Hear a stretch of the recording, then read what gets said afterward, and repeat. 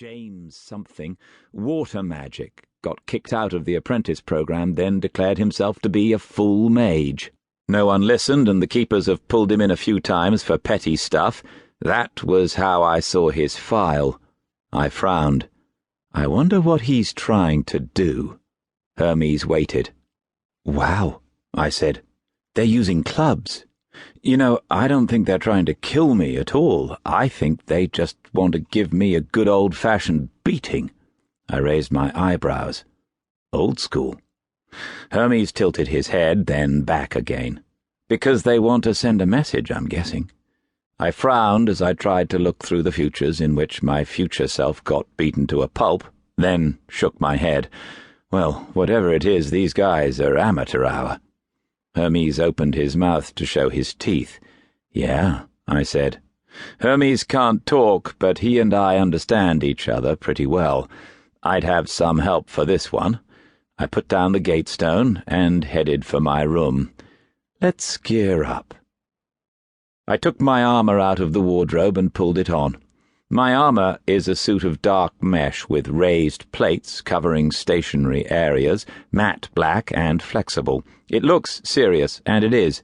The reactive mesh isn't impenetrable, but it's very tough, and it responds to attacks, changing its shape to deflect a blow. The plates have grown and thickened over the years, adjusting to the shape of my body. I added my standard collection of items to my belt and pockets, and then descended one floor. My safe room is locked, warded with multiple effects, and lined with steel. I went through the locks and pulled open the metal door, then stepped inside. Hermes stayed out in the hallway, and I didn't blame him. While the Arcana Emporium's supposed to be a magic shop, the magical items I have on sale on the ground floor are strictly small potatoes. Weak wands and orbs that require a mage to wield them and don't do anything all that spectacular even then. Ambient focuses that can work on their own by drawing in local energy but have only the most limited of effects.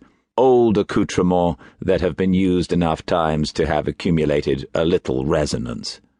But for every 20 or 30 items I get that are weak or faded, I pick up one that's genuinely dangerous. My safe room is where I keep them. The imbued items were on the left wall. A crocodile-hilted sword stood out, gleaming dully in the light, as did a small white and blue lacquered tube. I didn't go near either of them. Instead, I went to a tall cabinet in the far corner and opened it. Inside was a small but formidable arsenal. I tapped one finger to my lips and studied the choices. Mounted in pride of place at the center of the collection was a Heckler & Koch MP7. It's a nasty, compact little firearm the size of a submachine gun. I'd taken it off a guy called Garrick a few years ago. He hadn't come back to reclaim it, and in exchange I hadn't gone after him for trying to shoot me through the head with a sniper rifle, which seemed to me like a fair trade. Using it, I could probably kill all 3 men outside Arachne's lair in about 10 seconds.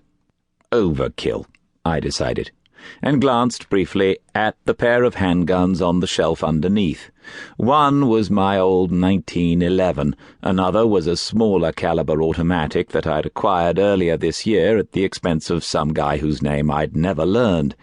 They were less suited to extended combat than the MP7, but they'd get the job done. Overkill. I took down a sword from its mountings and half drew it from its sheath. Metal hissed against leather, and I turned the blade, watching it glint in the light. The sword was a jian, a little over 2 feet long. I'm familiar with most blades, but I generally prefer smaller ones. It smelt of oil and blood. I shook my head. Imagination. The blade was clean.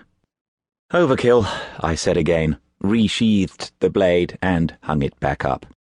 The next item I took up was a can of pepper spray. The stuff's illegal in the UK, but it's not hard to get if you know where to look.